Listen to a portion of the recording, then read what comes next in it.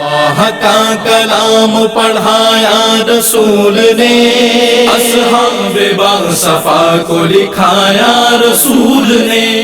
نحمدہ ونصلی علی رسولہ الکریم، اما بعد، بسم اللہ الرحمن الرحیم۔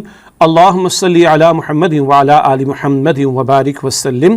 رب اشرح لی صدری ویسر لی امری واحلل عقدۃ من لسانی یفقہوا قولی واجعل لی وزیرا من اہلی، آمین یا رب العالمین۔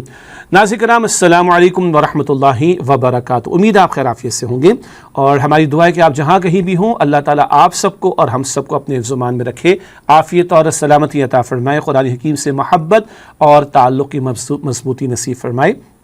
اللہ تعالیٰ کی توفیق سے خلاصہ مضامین قرآن حکیم کے بیان کا سلسلہ جاری ہے، اور آج انشاءاللہ تعالیٰ قرآن حکیم کے 19ویں پارے کے مضامین کا تذکرہ آپ کے سامنے کریں گے۔ قرآن پاک کا 19واں پارہ سورۃ الفرقان کی آیت نمبر 21 سے شروع ہو کر سورۃ النمل کی آیت نمبر 59 پر مشتمل ہے، اور سورۃ فرقان اور سورۃ نمل کے درمیان مکمل سورۃ الشعراء بھی 19ویں پارے میں موجود ہے۔ آئیے آج کا مطالعہ ہم شروع کرتے ہیں۔ سب سے پہلے سورۃ فرقان کا تعارف اور اس کی چند نکات دہراتے ہیں آپ کے سامنے۔ آپ کو یاد ہوگا گزشتہ نشست میں بھی سورۃ فرقان کے آغاز پر اس کا تعارف آپ کے سامنے رکھا گیا تھا، چند نکتے آپ کے سامنے دہرا رہے ہیں۔ یہ سورت مکی ہے۔ آغاز میں اللہ تعالیٰ کی عظمت، رسول اللہ صلی اللہ علیہ وسلم کی شان عبدیت اور قرآن کریم کی حقانیت کو انتہائی جامعیت کے ساتھ ذکر کیا گیا ہے۔ اگلا نقطہ جھوٹے خداؤں کی بے بسی اور لاچارگی کا ذکر ہے، شرکی گویا کہ نفی ہے۔ قرآن حکیم اور انبیاء اور رسول علیہ السلام پر مشرکین کے اعتراضات کا بھرپور جواب دیا گیا ہے۔ نافرمان قوموں پر اللہ تعالیٰ کے عذاب کا ذکر کر کے قریش مکہ اور ایسے تمام مجرموں کو اللہ تعالیٰ کے عذاب سے ڈرایا گیا ہے۔ اور آخری نقطہ ہے، سورت کے آخر میں رحمان کے اطاعت گزار پسندیدہ بندوں کی اعلیٰ صفات بیان فرمائی گئی ہیں۔ آج انشاءاللہ ان کا بھی ہم مطالعہ کریں گے، عباد الرحمن یعنی رحمان کے بندوں کی صفات کا تذکرہ۔ سورۃ فرقان کے اس تعارف کے بعد چلتے ہیں سورۃ فرقان کی چند منتخب آیات کے مطالعے کی طرف۔ سب سے پہلے جس آیت کا ہم نے انتخاب کیا، یہ سورۃ فرقان کی آیت نمبر 30 ہے، 19ویں پارے کے بالکل شروع میں، اور ایک بڑا ہی ہلا دینے والا مقام ہے ترک قرآن پر رسول اللہ صلی اللہ علیہ وسلم کی شکایت۔ سورہ فرقان آیت نمبر 30، اعوذ باللہ من الشیطان الرجیم، بسم اللہ الرحمن الرحیم۔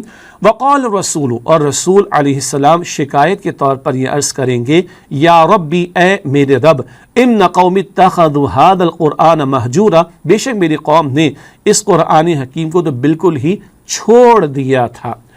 مفسرین نے لکھا کہ ایک شکایت ہوگی کافروں کے بارے میں جن کی طرف رسول اکرم علیہ السلام کو بھیجا بھی گیا، گو کہ آپ کے رسالہ تمام انسانوں کے لیے، البتہ قریش مکہ کے تو قبیلے ہی میں سے حضور تھے صلی اللہ علیہ وسلم، اور بنو ہاشم کی شاخ سے آپ کا تعلق تھا، اور ان لوگوں نے قرآن پاک کی دعوت کو اگر رد کیا تو کل قیامت کے دن اللہ کے رسول علیہ السلام ان کے خلاف شکایت کریں گے۔ مہجور ایسی شے کو بھی کہتے جس کو نظر انداز کر دیا جائے، جس کی وقعت نہ ہو، جس کی اہمیت نہ ہو، جس کو ورتھ لیس سمجھا جائے، معاذ اللہ، اللہ معاف فرمائے۔ اور مفسرین نے یہ رائے بھی بیان کی ہے کہ ہم مسلمانوں کو ڈرنا چاہیے، کہیں رسول اکرم علیہ السلام ہمارے خلاف یہ شکایت نہ کریں۔ قرآن پاک پر ایمان کوئی نہیں لا رہا تو حضور شکایت کریں گے صلی اللہ علیہ وسلم۔ قرآن پاک کی تلاوت نہ کرنا، اس کو سمجھنے کی کوشش نہ کرنا، اس پر عمل کی محنت نہ کرنا، یہ سارے کام ایسے ہیں کہ جو ترک قرآن پاک کو فراموش کر دینے کے مترادف ہیں، اور ایسے لوگوں کے خلاف رسول اکرم علیہ السلام شکایت دے کر کھڑے ہو جائیں گے۔ اب اندازہ کیجئے، ہم تمنا کرتے ہیں، ہم دعا کرتے ہیں، ہم امید رکھتے ہیں کہ کل حضور علیہ السلام شفاعت فرمائیں گے تو ہماری جاں بخشی ہو جائے گی۔ اگر اللہ کے رسول علیہ السلام شکایت لے کر کھڑے ہو گئے تو ہمارا کیا حشر ہوگا؟ تو کل کی شکایت سے بچنا ہے نا، اور حضور کی شفاعت ہمیں چاہیے ہے۔ قرآن پاک بھی ہمارے حق میں سفارش کرے گا، ہمارے خلاف شکایت کرے گا، یہ مسلم شریف کی روایت میں ذکر آتا ہے۔ تو قرآن پاک ہمارے حق میں سفارش کرے، صاحب قرآن صلی اللہ علیہ وسلم ہمارے حق میں سفارش کرے۔ ایسا کیا کریں؟ قرآن پاک کے حقوق کو ادا کرنا ہوگا۔ ہمارے استاد ڈاکٹر اسرار احمد صاحب رحمۃ اللہ علیہ کا ذکر بارہ ہم نے کیا، ان کے بڑا قیمتی کتاب ہے مسلمانوں پر قرآن مجید کے حقوق۔ 5 باتیں انہوں نے بیان فرمائی: ایمان، تلاوت، فہم، انڈرسٹینڈنگ سمجھنا، عمل اور تبلیغ۔ یہ 5 حقوق قرآن پاک کے، اس پر دل سے بھی ایمان و زبان کے ساتھ ساتھ اس کی باقاعدہ تلاوت کی جائے، اس کو سمجھنے کی کوشش کریں، اس پر عمل اور اس کے احکام کے نفاذ کی جد و جہد کریں، اور اس کے پیغام کو دوسروں تک پہنچائیں۔ یہ حقوق قرآن ادا کریں گے تو انشاءاللہ قرآن پاک بھی اور صاحب قرآن صلی اللہ علیہ وسلم ہمارے حق میں سفارش کریں گے، شفاعت کریں گے۔ اللہ حضور کی شکایت سے ہمیں محفوظ رکھے اور ان کی شفاعت ہمارے حق میں قبول فرمائے۔ اگلی آیت جس کا ہم نے انتخاب کیا وہ سورہ فرقان کی آیت نمبر 43 خواہش نفس کی پیروی شرک کی ہی ایک قسم ہے. ہاں، اللہ کا حکم چھوڑ کر نفس کی ماننا، اللہ کے حکم کے مقابلے میں نفس کی خواہش کی پیروی کرنا شرک ہی کی ایک قسم ہے. دیکھیے قرآن پاک فرما رہا ہے سورہ فرقان آیت نمبر 43 میں، اَرَأَيْتَ مَنِ اتَّخَذَ إِلَٰهَهُ هَوَاهُ، کیا بھلا آپ اس شخص کو دیکھا جس نے اپنی خواہش نفس کو اپنا الہ بنا لیا. کلمے کے الفاظ ہیں نا، لا الہ الا اللہ، اللہ کے سوا کوئی الہ، کوئی معبود نہیں. یا الہ کا لفظ آ رہا ہے، اَرَأَيْتَ مَنِ اتَّخَذَ إِلَٰهَهُ هَوَاهُ، کیا آپ جس شخص کو دیکھا جس نے اپنی خواہش نفس کو اپنا الہ یعنی معبود بنا لیا. کیا مطلب؟ ایک طرف اللہ کا حکم ہو، ایک طرف نفس کی چاہت ہے. اللہ کا حکم ہے نماز کے لیے کھڑے ہو جاؤ، نفس کہہ رہے سوتے رہ جاؤ. اللہ کا حکم نہیں ماننا، نفس کا حکم مانا، تو یہ کیا ہوا؟ خطرناک بات ہے کہ نہیں؟ شرک ہو گیا کہ نہیں؟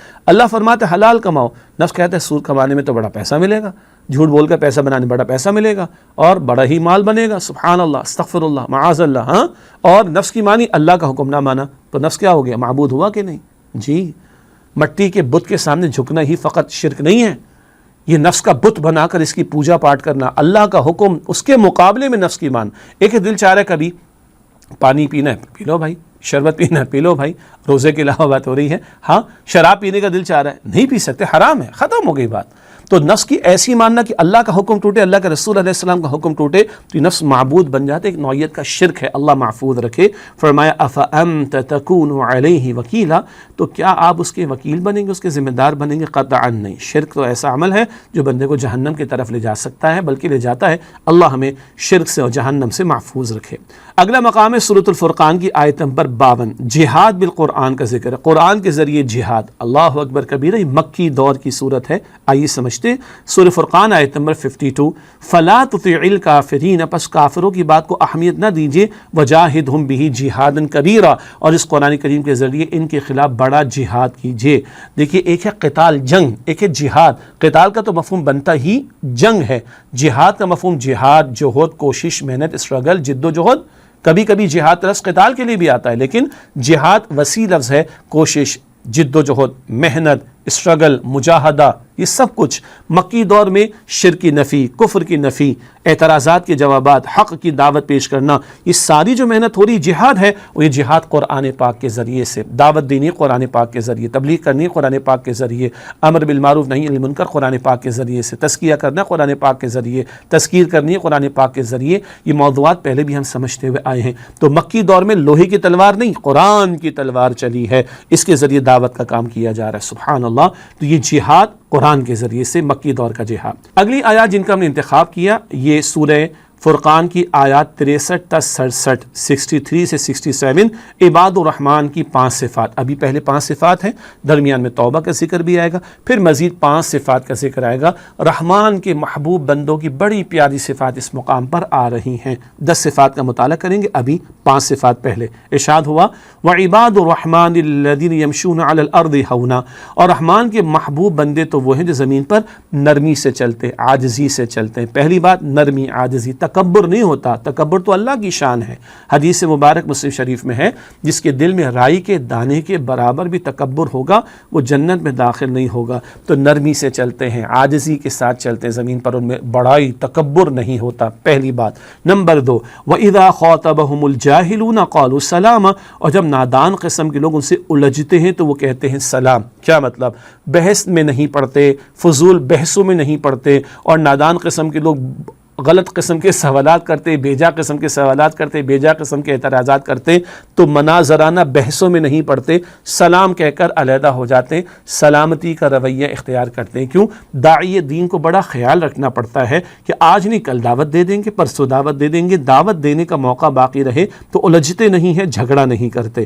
بڑا پیارا شعر ہے کہ مذہبی بحث میں نے کبھی کی ہی نہیں، مذہبی بحث میں نے کبھی کی ہی نہیں، فالتو عقل مجھ میں تھی ہی نہیں. افہام و تفہیم الگ شے ہے، سمجھنا الگ شے ہے. بحث میں پڑھنا، مناظرے کی شکل اختیار کرنا اور لڑائی جھگڑے میں پڑھنا، نہ. مذہبی بحث میں نے کبھی کی ہی نہیں، فالتو عقل مجھ میں تھی ہی نہیں. اگلا مقام، یہ تو دن کی کیفیت ہو گئی. دن میں کیا ہے؟ نرمی ہے، عاجزی اور سلامتی کا رویہ، لڑائی جھگڑا نہیں ہے. رات میں کیا ہے؟ فرمایا والذین یبیتون لربہم سجدا وقیاما، اور وہ کہ جو اپنے رب کے حضور راتیں بسر کرتے سجدہ اور قیام کرتے ہوئے. سبحان اللہ، یہ تہجد کی نماز کی طرف اشارہ. آپ کو یاد ہوگا سورۃ المؤمنون 18ویں پارے کے شروع میں ہم نے کیا پڑھا تھا؟ جنت و فردوس پانے والوں کی صفات. وہاں نماز کا ذکر 2 مرتبہ آیا تھا، شروع میں بھی اور آخر میں. وہ فرض نماز کا ذکر ہے، لیکن تعمیل سیرت، سبحان اللہ، بندہ مومن کا کردار مکمل کیسے ہوگا؟ ان صفات کے ذریعے جو ابھی سورہ فرقان کی آیات کی روشنی میں سامنے آ رہی ہیں. اب یہ تکمیلی صفات ہیں، فنیشنگ ٹچز ہیں بندہ مومن کے کردار کے. راتیں کیسی گزرتی ہیں؟ سجدے اور قیام کرتے ہوئے اللہ کے حضور تہجد کی نماز میں کھڑے رہتے ہیں. ہماری راتیں کیسی گزرتی ہیں ہم سب کو پتہ ہے. اللہ کے سامنے بھی کھڑے ہو جانا چاہیے. عشاء کی نماز تو فرض ہے، کچھ اس کے ساتھ رکعتیں ادا کر لیں کم از کم ہے. رات کے آخری حصے میں کھڑے ہوں، سبحان اللہ. اللہ پہلے آسمان پر اپنی شان کے مطابق نزول فرماتا ہے اور دعائیں قبول فرماتا ہے. اللہ راتوں کے قیام کی بھی توفیق مجھے، آپ کو، ہمیں عطا فرمائے. مزید کیا ہے؟ فرمایا والذین یقولون، اور وہ رحمان کے بندے یوں دعا کرتے ہیں، ربنا اصرف عنا عذاب جہنم، اے ہمارے رب ہم سے جہنم کے عذاب کو دور کر دے. ان عذابہا کان غراما، بے شک اس کا عذاب تو چمٹ جانے والا ہے.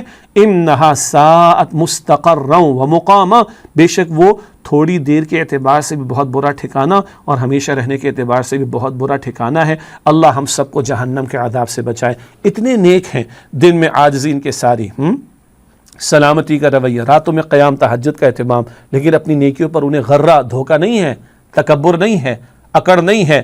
اللہ کے حضور دعائیں جہنم کے عذاب سے بچنے کی وہ کرتے ہیں. 5ویں بات، والذین اذا انفقوا لم یسرفوا ولم یقتروا، اور جب وہ خرچ کرتے ہیں تو نہ وہ زیادتی کرتے ہیں نہ وہ کنجوسی کرتے ہیں، نہ فضول خرچ کرتے ہیں نہ ایسے کنجوس کے جائز حاجات پر بھی خرچ نہ کریں.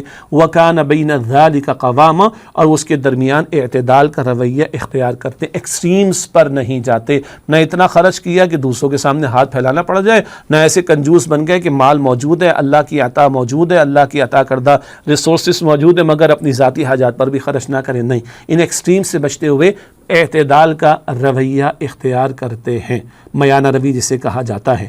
یہ 5 صفات آ گئی. نرمی، عاجزی. نمبر 2 جھگڑے سے بچنا. نمبر 3 راتوں کا قیام. نمبر 4 جہنم کے عذاب کا ڈر رکھنا اور جہنم کے عذاب سے بچنے کے لیے دعائیں کرنا. اور نمبر 5 میانہ روی اختیار کرنا. آگے بڑا پیارا بیان ہے توبہ کے تعلق سے انہی آیات میں. سورہ فرقان کی آیت نمبر 70 توبہ کی عظمت کا بڑا پیارا بیان. ارشاد ہوا الا من تاب وآمن وعمل عملا صالحا، سوائے وہ کہ جو توبہ کرے، ایمان لائے اور عمل کرے نیک. سبحان اللہ. کافر ہے تو اسلام میں داخل ہوگا، بندہ مومن ہے تو سچا ایمان اختیار کرنا ہوگا. گناہوں کی وجہ سے ایمان دل سے نکل جاتا ہے. حدیث مبارک کے مطابق بندہ سچی توبہ کرے تو ایمان کی کیفیت واپس ملتی ہے اور پھر نیک عمل میں لگ جائے. ایمان کا دعویٰ ہی کافی نہیں، عمل کا ثبوت بھی لازم. تو جو توبہ کرے اور ایمان لائے اور عمل کرے نیک، فرمایا فَأُولَٰئِكَ يُبَدِّلُ اللَّهُ سَيِّئَاتِهِمْ حَسَنَات، تو پھر ایسا ہے کہ اللہ سبحانہ و تعالیٰ ایسے لوگوں کی برائیوں کو نیکیوں میں بدل دیتا ہے. سبحان اللہ. یہ بلیک وائٹ ہو جائے گا. ہاں، آج ہم دنیا میں بلیک وائٹ کرنے کے چکر میں ہیں حرام کاموں کے راستوں کے ذریعے سے، تو پھر تو غلط ہے. لیکن آج سچی توبہ لے آؤ، اللہ معاف کر دے گا. حدیث اللہ کے رسول علیہ السلام فرمایا، مسلم شریف کی روایت ہے، جو کفر سے اسلام میں داخل ہو، کفر سے اسلام میں داخل ہو، سارا معاف. سبحان اللہ. سارا بلیک وائٹ. اللہ اکبر. اور یہاں اللہ فرما رہے اس آیت میں، آیت نمبر 70 میں سورہ فرقان کی، اللہ برائیوں کو نیکیوں میں بدل دے گا. سچے ایمان والے غلطی کر بیٹھتے ہیں، توبہ کر لو، اللہ معاف ہی نہیں کر دے گا، برائیوں کو نیکیوں میں بدل دے گا. اللہ کتنا پیارا ہے. سبحان اللہ. وکان اللہ غفور رحیم، اور اللہ تعالیٰ بہت بخشنے والا، نہایت رحم فرمانے والا ہے. اللہ مجھے اور آپ کو، ہم سب کو واقعی سچی پکی توبہ کرنے اور قائم رہنے کی اس پر توفیق عطا فرمائے. اس کے بعد مزید 5 صفات عباد الرحمن کی آ رہی ہیں. سورہ فرقان ہی میں آیت نمبر 72 تا 74 عباد الرحمن کی مزید 5 صفات کا بیان. 5 پہلے آ چکی، اب مزید 5. فرمایا والذین لا یشہدون الزور، اور وہ جو جھوٹ پر گواہ نہیں بنتے. ایک ہے جھوٹ بولنا، وہ تو دور کی بات ہے، جھوٹے کاموں میں شریک نہیں ہوتے، جھوٹی باتوں پر گواہ نہیں بنتے، غلط کاموں میں شریک نہیں ہوتے. سبحان اللہ. جھوٹ بولنا ہی نہیں، یعنی جھوٹ بولنے سے بچنا تو ہے ہی ہے، جھوٹے کام، جھوٹی باتیں، غلط کام، غلط محفلیں نہیں، اس پر گواہ نہیں بنتے، وہاں نہیں جاتے. وَإِذَا مَرُّوا بِاللَّغْوِ مَرُّوا كِرَامًا، اور جب وہاں سے گزرنا پڑ ہی جائے تو بڑی شان بے نیازی کے ساتھ، بیکار محافل اور کاموں کے پاس سے گزرنا پڑ ہی جائے تو بڑی شان بے نیازی کے ساتھ گزر جاتے ہیں۔ بھائی گھر سے باہر تو بندہ مومن نکلے گا نا، کھیل تماشے ہو رہے ہیں، گناہ کی دعوتیں دی جا رہی ہیں، گناہ کے کام ہو رہے ہیں، بری محافل ہیں، اگر راستے میں آ گئی تو دیکھنا بھی نہیں، گزر جانا بڑی شان بے نیازی کے ساتھ۔ کیوں؟ لغو باتوں سے بچتے ہیں، یہ بات سورہ مومنون کے شروع میں تھی۔ اب اگر ایسا کہیں گزرنے کا معاملہ پڑ جائے تو وہ بڑی شان بے نیازی کے ساتھ گزر جاتے ہیں۔ کیوں؟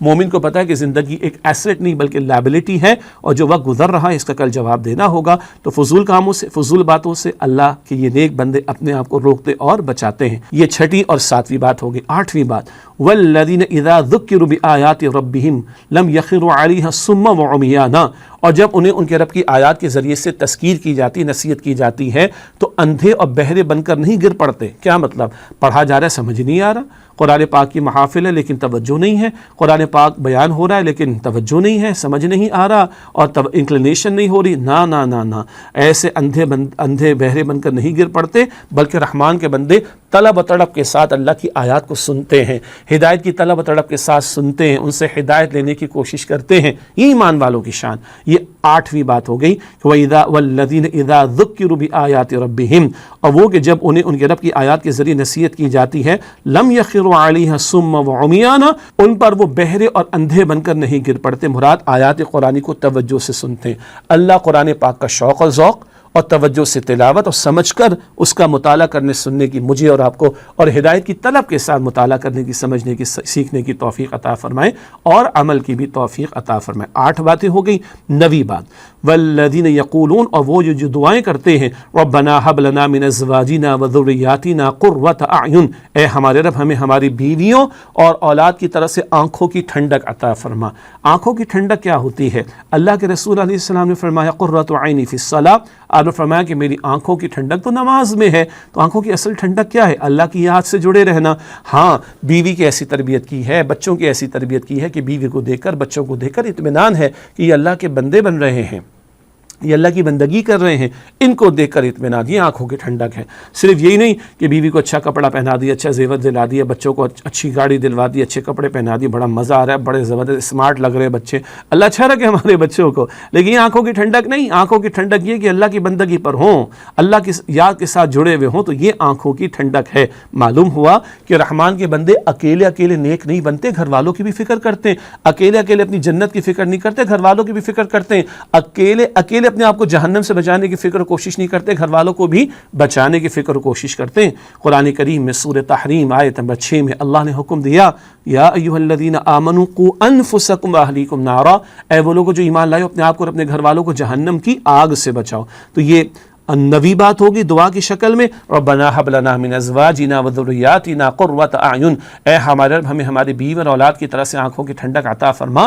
10ویں بات، وجعلنا للمتقین اماما، اور ہمیں متقین کا امام بنا دے۔ کیا مطلب؟ کل جواب دینا اللہ کو، ہاں اللہ کے سامنے پیش ہونا ہے، اللہ ہم سے ہمارے بارے میں اور گھر والوں کے بارے میں، زیر تحت لوگوں کے بارے میں پوچھے گا۔ بخاری شریف کی حدیث، نبی علیہ السلام نے فرمایا کلکم راع وکلکم مسئول عن رعیتہ، ہر ایک تم میں سے راعی ہے، نگہبان ہے، اس کی رعیت میں جو لوگ ان کے بارے میں سوال ہوگا، باپ ہے تو اولاد کے بارے میں، شوہر ہے تو بیوی کے بارے میں سوال ہوگا، تو کل کا جواب دہی کا احساس رہتا ہے۔ وجعلنا للمتقین اماما، اللہ اے ہمارے رب ہمیں متقین کا امام بنا دے، نیچے والے اچھے رہیں، نیچے والے متقی رہیں، تاکہ کل جواب دہی آسان ہو جائے۔ تو کل کی جواب دہی کا احساس رکھنا، یہ بھی عباد الرحمن کی صفات ہیں۔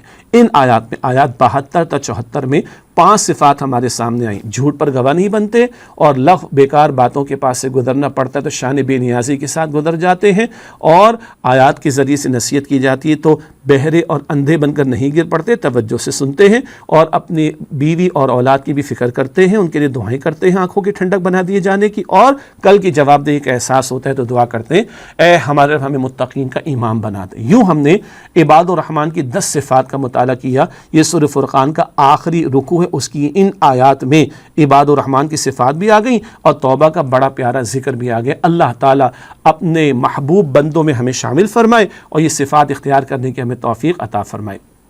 اس کے بعد سورہ فرقان کی منتخب آیات کے مطالعے کے بعد چلتے ہیں حاصل کلام کی طرف، اور چند نکات جو ہم نے سمجھے ٹیک اوے لیسنس کے طور پر انہی کا مطالعہ کرتے ہیں مزید مختصر انداز میں۔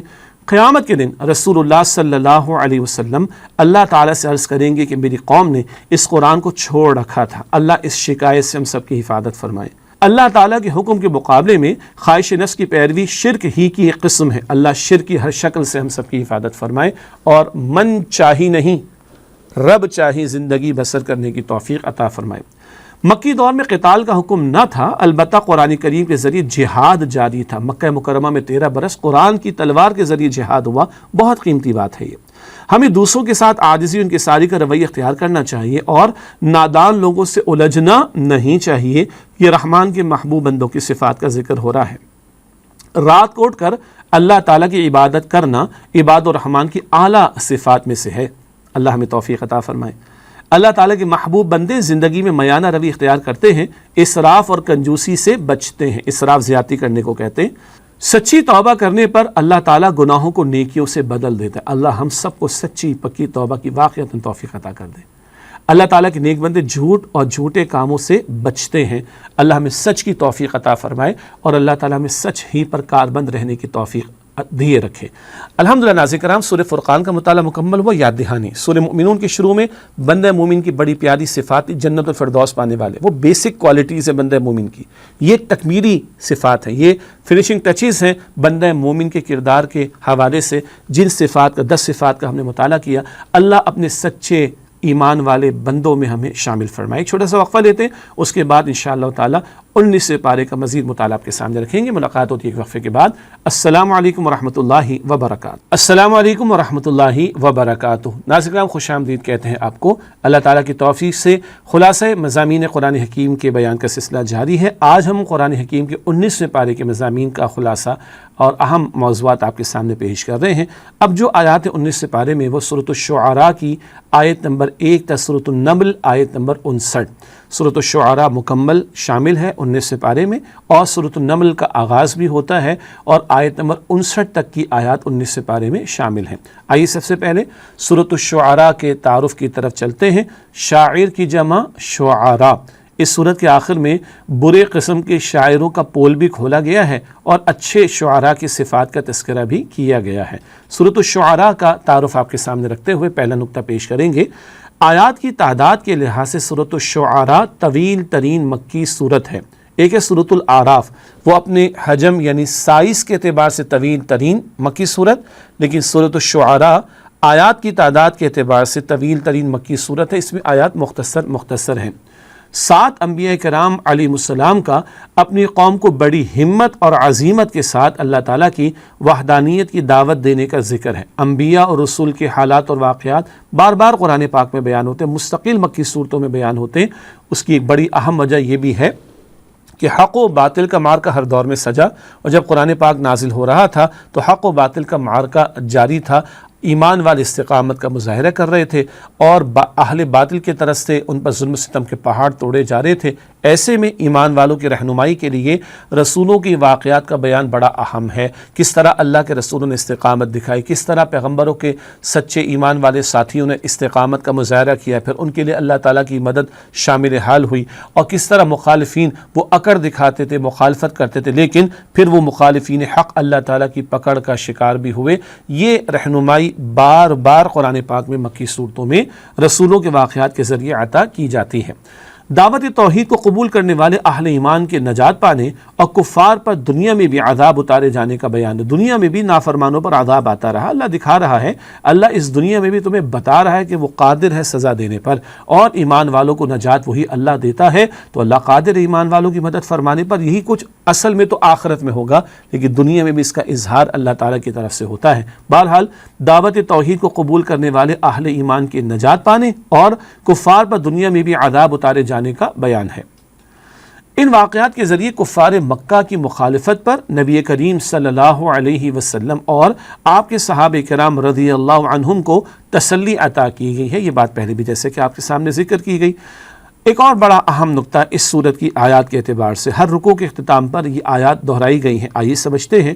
ہر قصے کے بعد 2 آیات، ان فی ذالک لآیہ، یعنی بے شک اس واقعے میں ایک نشانی ہے، وما کان اکثرهم مؤمنین، اور ان میں سے اکثر ایمان لانے والے نہ تھے، وان ربک لہو العزیز الرحیم، اور بے شک آپ کا رب یقیناً وہ غالب ہے، رحم فرمانے والا۔ یہ 2 آیات کل 8 بار دہرائی گئی ہیں۔ یہ جو قصے بیان ہوئے سورۃ الشعراء میں، بار بار ان دونوں آیتوں کو دہرایا گیا، اور اللہ تعالیٰ سبق آموزی کے طور پر، عبرت کے طور پر یہ باتیں سامنے رکھ رہا ہے۔ اچھا، ان دونوں آیات کے آخر میں الفاظ کے ہیں العزیز الرحیم، یہ اللہ کی 2 صفات ہیں۔ اللہ عزیز ہے، کل اختیار رکھنے والا، کل غلبہ رکھنے والا، وہ مجرمین اور مخالفین حق کی پکڑ کرنے کی پوری قدرت رکھتا ہے۔ اللہ الرحیم، رحم فرمانے والا، وہ اپنے سچے ایمان والے بندوں کو نوازے گا، ان کو نصرت عطا فرمائے گا، ان کو رحمت سے نوازے گا، آخرت میں انہیں جنت عطا فرمائے گا۔ اللہ رحم فرمانے والا ہے۔ تو ان 2 صفات میں بھی ایک انذار کا پہلو ہے، ڈراوے کا، اور ایک بشارت کا پہلو ہے۔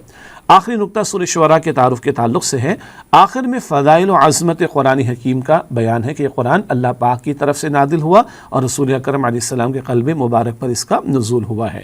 یہ چند نقطے تھے سورہ شعراء کے حوالے سے تعارف کے ذیل میں۔ اب چند منتخب آیات جن کا ہم نے انتخاب کیا، آئیے ان کے مطالعے کی طرف چلتے ہیں۔ سب سے پہلے جن آیات کا ہم نے انتخاب کیا وہ سورہ شعراء کی آیات 78 تا 82، صفات رب العالمین کا ذکر، ابراہیم علیہ السلام کا تذکرہ ہو رہا ہے، اور بڑی قیمتی باتیں اللہ تعالیٰ کی شان کے حوالے سے، اس کی صفات کے حوالے سے ابراہیم علیہ السلام کی گفتگو میں سامنے آتی ہیں۔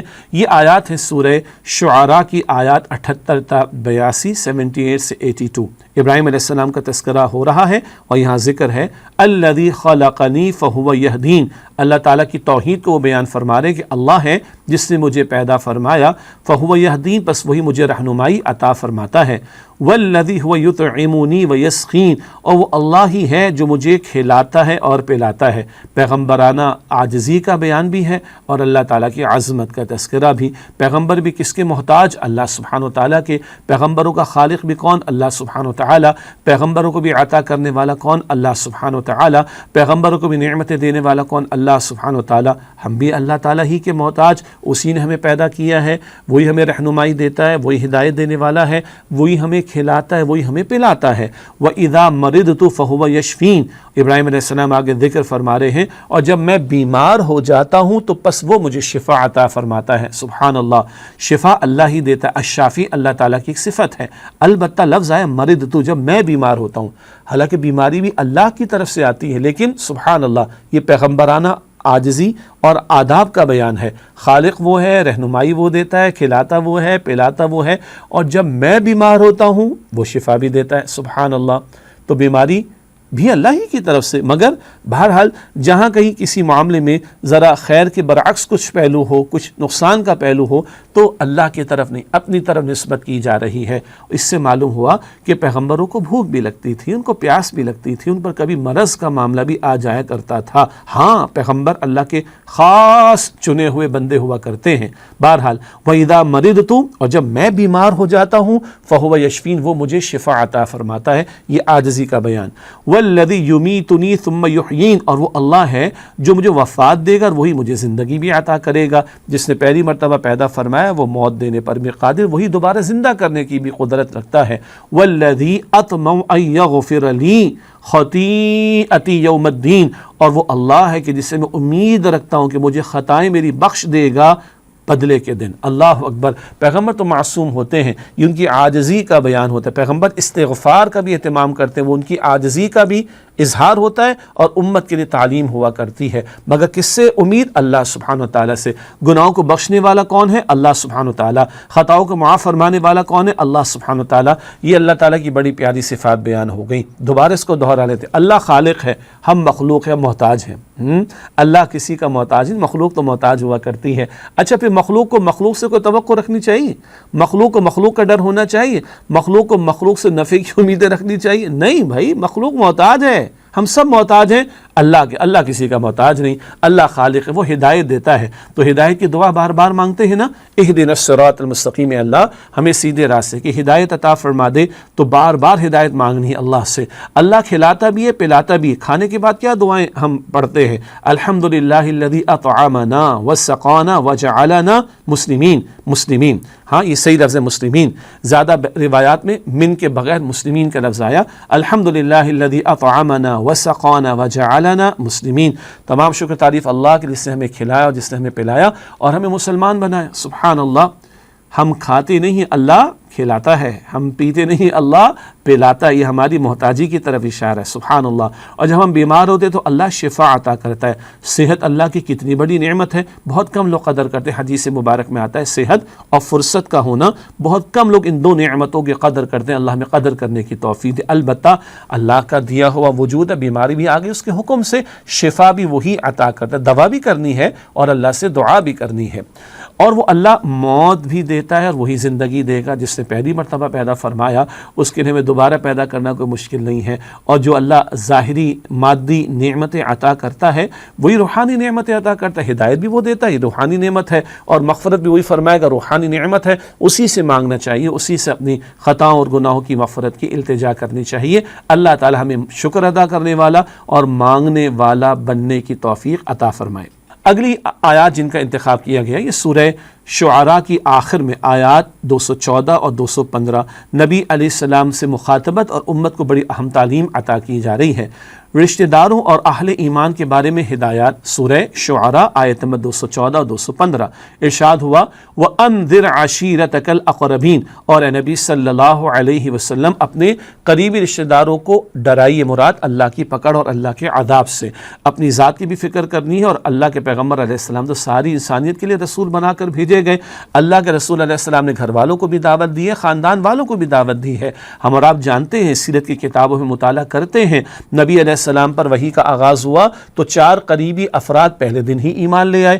دوستوں میں سے صدیق اکبر رضی اللہ تعالی عنہ اور زوجہ محترمہ بی بی خدیجہ رضی اللہ تعالی عنہ، آپ کے کزن سیدنا علی رضی اللہ تعالی عنہ، اور زید جو غلام پہ پھر آزاد کیے گئے زید بن حارثہ رضی اللہ عنہ، یہ چاروں افراد پہلے دن ایمان لے آئے۔ پھر اللہ کا یہ حکم آیا وَأَنذِرْ عَشِيرَتَكَ الْأَقْرَبِينَ، اور نبی علیہ السلام اپنے قریب رشتہ داروں کو اللہ کے عذاب سے ڈرائیے۔ تو اللہ کے رسول علیہ السلام نے خاندان والوں کو کھانے کی دعوت پر بلایا۔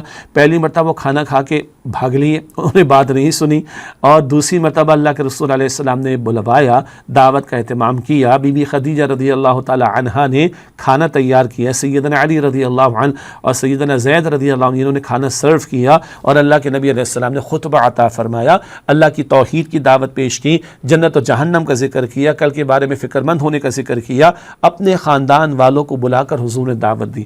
آج ہم سے بھی تقاضا ہے، اکیلے کے لیے نیک بننا کافی نہیں ہے، یہ مسلمان کی شان کو زیب نہیں دیتا کہ وہ اکیلے کے لیے نیک بننے کی کوشش کرے۔ قرآن پاک ہمیں بھی حکم دیتا ہے، سورہ تحریم کی آیت نمبر 6 میں قُوا أَنفُسَكُمْ وَأَهْلِيكُمْ نَارًا، اپنے آپ کو اور اپنے گھر والوں کو جہنم کی آگ سے بچاؤ۔ پھر ہم اپنے گھر والوں کے ساتھ اپنے رشتہ داروں کی بھی، دوستوں کی بھی، پڑوسیوں کی بھی، ہمارے جو beloved ones ہیں نا، ہمارے محبوب، ہمارے پیارے، ان کی بھی فکر کریں۔ کیا ہم اکیلے کے لیے جنت پہ جانا پسند کریں گے تو کتنی خود غرضی کی بات ہو جائے گی، یہ تو بڑا سیلفش ہو جانے کا معاملہ ہو جائے گا۔ نہیں، اپنی ذات سے بڑھ کر آگے اپنے گھر والے، اپنے رشتہ داروں کی فکر کریں، یہ حکم امت کو بھی عطا کیا گیا۔ دوسرا حکم اسی سورہ شعراء کی آیت نمبر 215 میں وَاخْفِضْ جَنَاحَكَ لِمَنِ اتَّبَعَكَ مِنَ الْمُؤْمِنِينَ، اور اے نبی صلی اللہ علیہ وسلم اپنے کاندھوں کو جھکائے رکھیے اہل ایمان میں سے وہ لوگ جنہوں نے آپ کی پیروی کی ہے، سچے ایمان والے صحابہ کرام رضی اللہ تعالی عنہم اجمعین، ان کی دلجوئی کی جا رہی ہے۔ ایک طرح کفار مکہ تھے، وہ غریب اور صحابہ کرام کی معاذ اللہ غربت کی وجہ سے یا مالی کمزوری کی وجہ سے مذاق اڑاتے تھے، معاذ اللہ۔ اللہ تعالیٰ صحابہ کرام کی دلجوئی فرما رہا ہے اور حضور کو حکم دے رہا ہے اپنے کاندھوں کو جھکائے رکھیے ایمان والوں میں سے جنہوں نے آپ کی پیروی کی۔ کاندھوں کو جھکائے رکھنے کا مطلب شفقت فرمانا، نرمی فرمانا۔ یہ الفاظ والدین کے بارے میں بھی آئے، ہم پڑھ چکے ہیں سورہ بنی اسرائیل میں 15ویں پارے میں وَاخْفِضْ لَهُمَا جَنَاحَ الذُّلِّ مِنَ الرَّحْمَةِ، اپنی رحمت اور عاجزی اختیار کرتے ہوئے اپنے کاندھوں کو ان کے سامنے جھکائے رکھنا۔ یا حضور کو صحابہ کرام کے بارے میں بتایا جا رہا ہے، شفقت کا معاملہ ہو، نرمی کا معاملہ ہو، اور حضور علیہ السلام کے ذریعے امت کو تعلیم دی جا رہی ہے مسلمانوں کے ساتھ بھلا سلوک کریں۔ انما المؤمنون اخوہ، ایمان والے آپس میں بھائی بھائی ہیں۔ سورہ حجرات میں آیت نمبر 10 میں ذکر آتا ہے، ہم نے احادیث کا مطالعہ بچپن سے کیا، مسلمان ایک جسم کی مانند ہے نا، ایک عمارت کی مانند ہے نا، تو ایک دوسرے کے ساتھ ہمدردی کا معاملہ، شفقت کا معاملہ، کام آنا۔ آج یہ باتیں بہت پیاری ہیں، اور آج حرکتیں ہماری کیسی ہیں؟ گھر گھر میں لڑائی جھگڑوں کا معاملہ، ناراضگیوں کا معاملہ، غیبت کا معاملہ، گالم گلوچ کا معاملہ، قبضوں کا معاملہ، وراثت کا مال ہڑپ کرنے کا معاملہ، چوری کے معاملے، ڈاکے کے معاملے، دھوکے کے معاملے، فراڈ کے معاملے، بے وقوف بنا کر مال ہڑپ کرنے کے معاملے، یہ مسلمانوں کو زیب دیتا ہے؟ استغفر اللہ۔ پیغمبر کو سچے ایمان والوں کے ساتھ عاجزی اور نرمی اختیار کرنے کا حکم، یہ امت کو تعلیم ہے کہ امت کے افراد کے ساتھ نرمی کا، شفقت کا، رحمت کا، عافیت کا، آسانی کا، معاونت کا، نصرت کا معاملہ کرے۔ اللہ تعالی ہمیں اس کی توفیق عطا فرمائے۔ یہ الحمدللہ سورہ شعراء کی چند منتخب آیات کا مطالعہ ہم نے آپ کے سامنے رکھا۔ سورۃ الشعراء کے بعد قرآن پاک کے 19ویں پارے میں سورۃ النمل کا آغاز ہوتا ہے۔ نمل چیونٹی کو کہا جاتا ہے، ایک ہے نحل 14ویں پارے میں، وہ شہد کی مکھی کو کہتے ہیں، نمل چیونٹی کو کہا جاتا ہے۔ اور مشہور واقعہ ہے نا، سلیمان علیہ السلام اپنا لشکر لے کر ایک علاقے کی طرف گئے ہیں، تو وہاں جو چیونٹیوں کی ملکہ تھی اس نے کہا کہ بھائی احتیاط کرنا، ان کا لشکر تمہیں جو ہے کچل نہ دے، تو نمل چیونٹی کو کہا جاتا ہے۔ سورت کا نام النمل۔ سورۃ النمل مکی سورت ہے۔ آغاز میں قرآن حکیم سے ہدایت حاصل کرنے والوں کی صفات بیان کی گئی، جیسے انداز سورۃ البقرہ میں ہے نا، غیب پر ایمان، نماز قائم کرنا، اللہ کی راہ میں خرچ کرنا، ایسی صفات کا ذکر سورہ نمل کے شروع میں بھی ہے سورۃ البقرہ کی طرح۔ تو آغاز میں قرآن حکیم سے ہدایت حاصل کرنے والوں کی صفات بیان کی گئی ہیں۔ پھر 4 انبیاء کرام علیہم السلام کے قصے بیان کیے گئے ہیں۔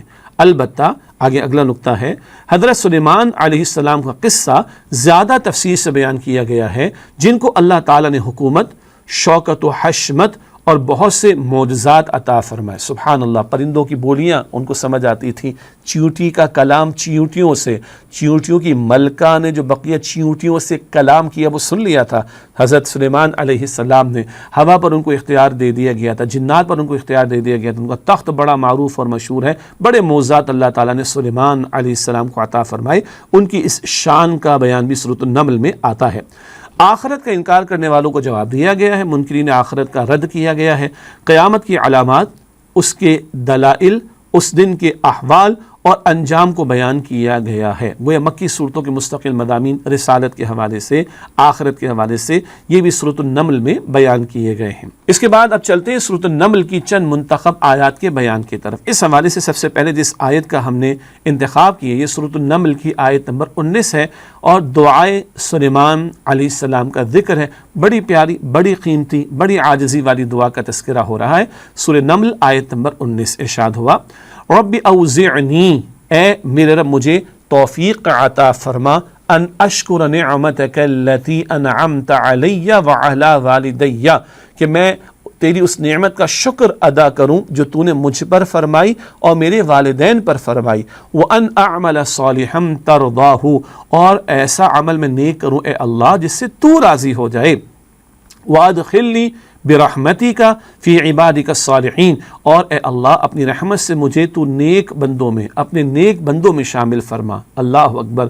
اوزعنی، ویسے وزع واو زاعین جو روٹ ورڈ ہے جس سے اوزعنی کا لفظ بنا ہے، اس کا مفہوم ہے تھامے رکھنا۔ سبحان اللہ، کیا مطلب تھامے رکھنا؟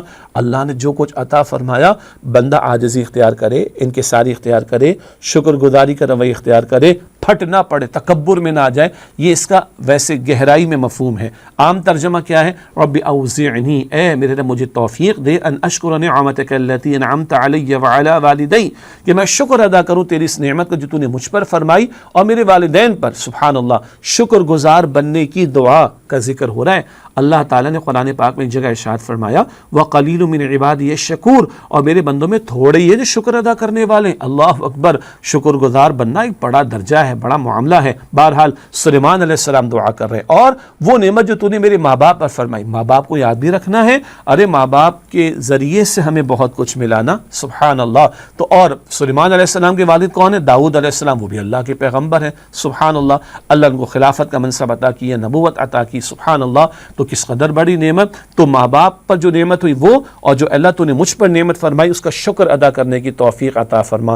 پیغمبر تو کس قدر عاجزین کے ساری والے ہوتے، کس قدر عظیم ہوتے، اس کے باوجود دعائیں کر رہے ہیں۔ ہم اللہ کی شکر گزار بندے بننے کے حوالے سے فکر مند رہتے ہیں، یہ ہمیں غور کرنا چاہیے۔ کھاتے رہتے ہیں، پیتے رہتے ہیں، استعمال کرتے رہتے ہیں، فَبِأَيِّ آلَاءِ رَبِّكُمَا تُكَذِّبَانِ، تم اپنے رب کی کن کن نعمتوں کو جھٹلاؤ گے، شکر کتنا ادا کرتے ہیں، غور کرنا چاہیے۔ وَأَنْ أَعْمَلَ صَالِحًا تَرْضَاهُ، اور اللہ ایسے نیک عمل کی توفیق عطا فرما جس سے تو راضی ہو جائے۔ بہت پیاری بات ہے، عمل ہمیں بہت اچھے لگ رہے ہوں، لیکن شاید اللہ کے اچھے نہ ہوں. پھر عمل ہم بڑا زبردست کر رہے ہیں، بڑا زبردست ہم نے اس کو محنت کر کے کیا، اللہ راضی نہ ہو، فائدہ کیا؟ تو اللہ ایسا نیک عمل جس سے تو راضی ہو جائے، جو تیرے نزدیک نیک عمل بھی ہو اور جو تیری رضا کا باعث بنے، اس نیک عمل کی توفیق عطا کر دے. تو نیکی کی توفیق بھی اللہ سے مانگنی، بندگی کی توفیق بھی اللہ سے مانگنی. سورہ فاتحہ کے الفاظ کیا ہیں؟ ایاک نعبد وایاک نستعین. اللہ ہم تیری ہی عبادت کرتے ہیں اور تجھی سے مدد مانگتے ہیں، کیونکہ اللہ کی توفیق کے بغیر اللہ کی بندگی ممکن نہیں. فرض نماز کا سلام پھیرنے کے بعد جو دعائیں نبی صلی اللہ علیہ وسلم فرماتے تھے ان میں یہ بھی ہے نا، اللہم اعنی علی ذکرک و شکرک و حسن عبادتک. اللہ میری مدد فرما اپنے ذکر کے لیے اور اپنے شکر کے لیے اور اپنی عمدہ عبادت کے لیے، اللہ ہمیں توفیق دے. تیسری بات، وادخلنی برحمتک فی عبادک الصالحین، اور اللہ اپنی رحمت سے تو مجھے اپنے نیک بندوں میں شامل فرما، صالحین میں شامل فرما. نبوت کتنا بڑا منصب ہے، مگر پیغمبر کی عاجزی، اللہ اپنی رحمت سے نیک بندوں میں شامل فرما. اللہ اکبر کبیرہ. پیغمبر اللہ سے نیک ہونے اور نیک بندوں میں شامل کیے جانے کی دعا کر رہے ہیں. ہم گنہگاروں کو کس قدر اللہ سے مانگنے کا اہتمام کرنا چاہیے، میں سمجھتا ہوں کہ اندازہ کیا جا سکتا ہے. یہ دعا مفہوم کے ساتھ ہمارے ذہنوں میں رہے، ترجمے کے ساتھ ذہنوں میں رہے، اور اللہ ہمیں مانگنے کی توفیق عطا فرمائے. اگلی دو آیات جن کا ہم نے انتخاب کیا وہ سورہ نمل کی آیات 30 اور 31. حضرت سلیمان علیہ السلام کا خط اور دعوت بہت پیارا مقام ہے، اور ہم سب کو یاد بھی ہے کہ واحد مقام جہاں قرآن پاک میں کسی صورت میں بسم اللہ آئی ہے وہ یہی مقام ہے. سورہ نمل آیات 30 اور 31. انہ من سلیمان، بے شک یہ سلیمان کی طرف سے ہے علیہ السلام. وانہ بسم اللہ الرحمن الرحیم، اور اس کا آغاز ایسے ہے بے شک کہ اللہ کے نام سے جو رحمان ہے رحیم ہے. اللہ تعالوا علیہ، ہمارے مقابلے میں سرکشی نہ کرنا. واتونی مسلمین، اور ہمارے پاس مسلم ہو کر چلی آؤ. اللہ اکبر کبیرہ. یہ اتنا جامع مقام ہے قرآن پاک کا. خط کا کانٹینٹ کتنا ہے؟ چند الفاظ. سینڈر کون ہے؟ سلیمان علیہ السلام. کیسے شروع ہوتا ہے؟ اللہ سبحانہ و تعالیٰ کے نام سے. میسج کیا ہے؟ سرکشی نہ کرنا. یہ قوم سبا کا ذکر، ملکہ سبا جس کا نام بلقیس مشہور ہے، وہ اس کو جو خط لکھا ہے اور وہ جو خط پہنچا ہے سبحان اللہ، اور کیا اس کا کانٹینٹ ہے؟ سرکشی نہ کرو. یہ پیغمبر ہے سلیمان علیہ السلام.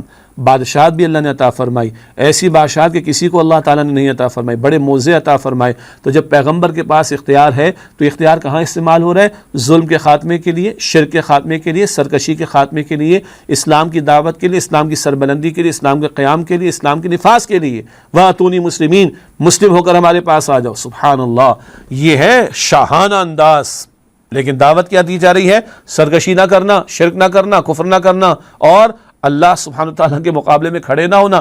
مسلم ہو کر، فرما بردار ہو کر ہمارے پاس آ جاؤ. بہت بڑی رہنمائی ہے. ایک تو یہ کہ جو ہماری کمیونیکیشن ہو، میکسیمم حد تک کوشش ہو کہ وہ بڑی کنسائز ہونی چاہیے. 7 C's آف کمیونیکیشن ہم نے بچپن میں پڑھے ہیں، سپنے پڑھے ہیں انگلش کی کلاسز کے اندر، نہ جانے کیا کچھ. ایک طرف رکھ دیں، یہ ماسٹر پیس ہے قرآن پاک میں، بالکل ٹو دی پوائنٹ کنسائز قسم کی کمیونیکیشن اور ٹو دی پوائنٹ بات. لیکن شاہانہ انداز کیا ہے؟ طاقت ہے، قوت ہے. یہ طاقت ظلم کے لیے نہیں، ظلم کے خاتمے کے لیے، سرکشی کے لیے، سرکشی کے خاتمے کے لیے استعمال ہو رہی. اصحاب اقتدار کے لیے، حکمرانوں کے لیے بڑی رہنمائی ہے. طاقت قوت تمہیں دی اللہ نے تو اللہ کے کلمے کی سربلندی، شرک اور کفر ظلم کے خاتمے اور اسلام کے نفاذ کے لیے اس کو استعمال ہونا چاہیے. یہ دعوت بھی ہمارے سامنے ان الفاظ میں آ رہی ہے. اگلا انتخاب ہے سورہ نمل کی آیت نمبر 40 کا. زندگی امتحان ہے. یہاں وہ ملکہ سبا کے تخت کے آنے کا تذکرہ بھی ہو رہا ہے. تفصیل واقعہ تفاسیر میں پڑھیے گا. البتہ اس قدر بڑی شاہانہ حکومت جو عطا ہوئی ہے حضرت سلیمان علیہ السلام کو، تو ان کی زبان پر کیا الفاظ آ رہے ہیں، یہ بات ہم نے منتخب کی ہے اس آیت کے حوالے سے. فرمایا جا رہا ہے سورہ نمل کی آیت نمبر 40، قال الذی عنده علم من الکتاب، کہا اس شخص نے جس کے پاس کتاب میں سے علم تھا. واضح نام موجود نہیں ہے. بعض حضرات نے آصف برقیہ کا ذکر کیا، وہ ایک رائے کے طور پر ہے. کون سا علم تھا یہ بھی ذکر نہیں، لیکن کوئی علم تھا خاص. کیا کہا ان صاحب نے؟